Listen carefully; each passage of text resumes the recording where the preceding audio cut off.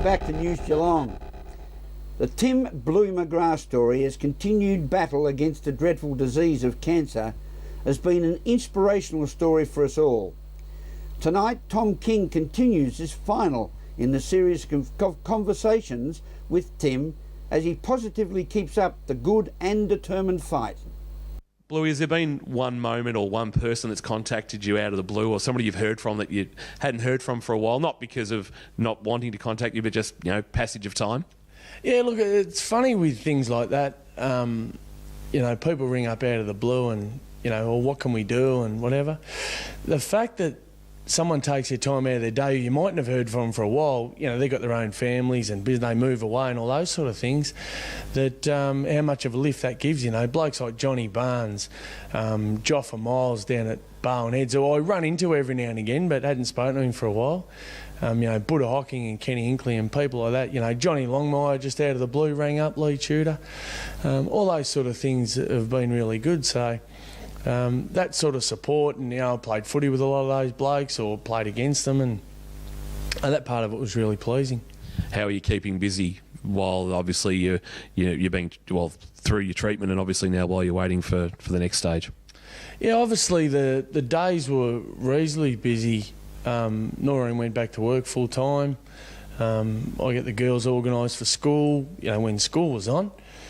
And did that, and then sort of by lunchtime I'd have to go to the hospital anyway. So now that all that's sort of finished, and I've been doing a little bit of work with my next door neighbour, Pete Livingston, and just more as a supervisor for his job, just go down a few days a week and look after his fellas and just general supervising of his building project. So that was good to get me thinking again, because I couldn't concentrate for very long, and that sort of helped through all that sort of thing. So that was pleasing, and I'll start back again next week, and once I have this scan I sort of know a bit more about what I can and can't do. So did a business management diploma, finished that, booked in to do a level 2 coaching course in January, and then player development role course in February, I think, through the AFL.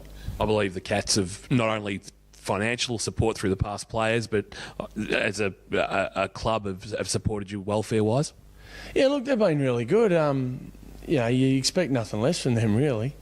Had a lot of contact with Troy Selwood, Ronnie White, Dave Johnson, more so those three, about get me into a course and those sort of things.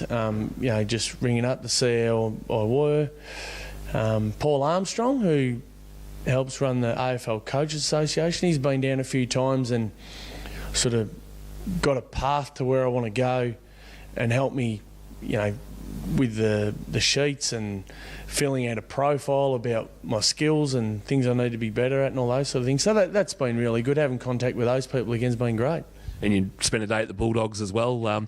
There's a real Geelong influence at the Bulldogs at the moment, with obviously Brendan McCartney as coach, and Scarlett and Corey and Mooney and King and Graham all involved in some way. Is potential McGrath might find himself in red, white and blue? Look, I don't know. I mean, that wasn't the reason, and I would never ask that. That wasn't the reason I went. It was just a day out with Macca to look at a footy club and see how it works from the inside, and obviously because he knew I was keen to get back involved in footy, to either sow the seed and really look at it and ask questions of people there, say, geez, this is really what I want to do, or you might look at it after a day there and go, no, I don't know whether this is for me anymore. But it was really good. I had a good chat with Brent Prismal, who has that role at the Bulldogs, and he asked me a lot of questions actually about what I thought the role entailed, and it sort of just cemented what I thought that role was all about, and that sort of reinforced it. Yeah, at some stage I definitely want to get back in.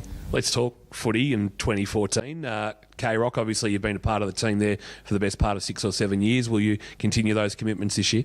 Yeah, look, I'm keen to, depending on obviously my health, but I spoke to Andy, the new boss there, recently, and he was more than happy.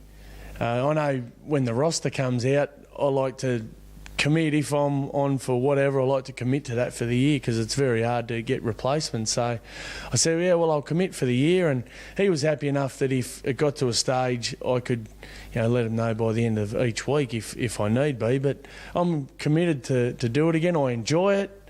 It's good to go to the footy and be involved with everyone there. So all things going well, I'll be there for sure. How are the Cats going to go in 2014? These kids are the future. Whether you like it or not, the old blokes have got to go and a chance for the kids to come in.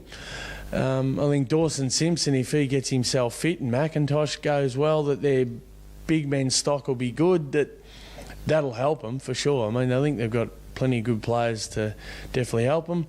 Will they be in the top few again? Hard to say. I think they should, with their list, I think they should still finish top 6 and give themselves every chance again. Bluey, it's always a pleasure to catch up with you. We appreciate your time on News Geelong. And thank you to Tom King for being involved in this 3-part series with Tim McGrath. And Bluey, we wish you all the continued very best in that fight and against the dreadful disease of cancer. Edward Karji Greaves was the first winner of the fairest and best medal for the then Victorian Football League, now the Australian Football League. A talented centre man, Edward Greaves went on to be runner-up in the Brownlow Medal in 1925, 1926 and again in 1928. Played for Victoria 7 times and had many other football honours. Edward Greaves passed away in 1963 before he was able to see his lifelong team Geelong win the premiership. Ian Nichols spoke with Edward Greaves' daughter June Ford for this report. We're at the Geelong Football Club in the past players' rooms where they have an incredible collection of memorabilia, including a picture of the great Karji Greaves, the man who won the 1924 Brownlow Medal. He's been honoured this week in Geelong, and we're talking with Karji Greaves' daughter, June Ford, who talks about the wonderful memories of that great footballer.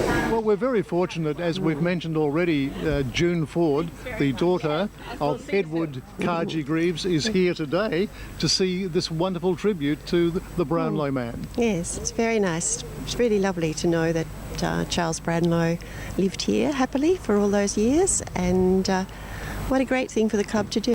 It's good. It is. They're certainly very aware of their history at Geelong. They love memorabilia. They love putting things back in perspective so that we can remember just how great a club.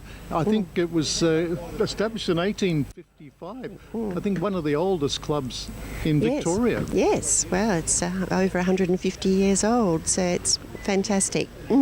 Now, more importantly, Fano's just reminded me that medal, that 1924 Brownlow medal, is still in the family, I assume? No, it was in the family until I sold it and a private person bought it. But as part of the sale, I asked that it could be put into the National Sporting Museum, if that was good. And that happened, so it has been on display all along. I don't know what happened, but he put it up for sale again, and much to my delight, I have no idea who bought it, but it's back at the Geelong Football Club, and really? That's where it should be. Now, that's a wonderful story. Yeah, it's done fabulous. The full circle, if you like. Yes, so I couldn't be more pleased. It was wonderful. That's wonderful. It was in the National Sports Museum for a while. I used to let them have it for, and they were very good. They had, good security, and whenever they asked for it, we would let them go up there. They went up, I think, for the 100-year celebration. They had it, and so because my mother always liked to let people see it, because it is one of its. The first one's always very interesting. Of course, priceless, and it's great to have it back where it belongs. Thrilled, couldn't be more thrilled. It's just where it should be, and it's fabulous. And at the Geelong Football Club Historical Museum, this is Ian Nichols for News Geelong. Thank you very much, Ian. A wonderful story. And for your for the trivia buffs out there, the nickname of Karji, C-A-R-G-I, was given to him as a baby by a friend of the family based at Cargillo, the Rajah of Bong, B-H-O-N-G, and that was a character in a popular musical of the day. There's your trivia of the day. This is News Geelong as we head to a break and return with the man of the sports arena, Alex Tigani, and the weather update for the rest of the week. We'll be back shortly.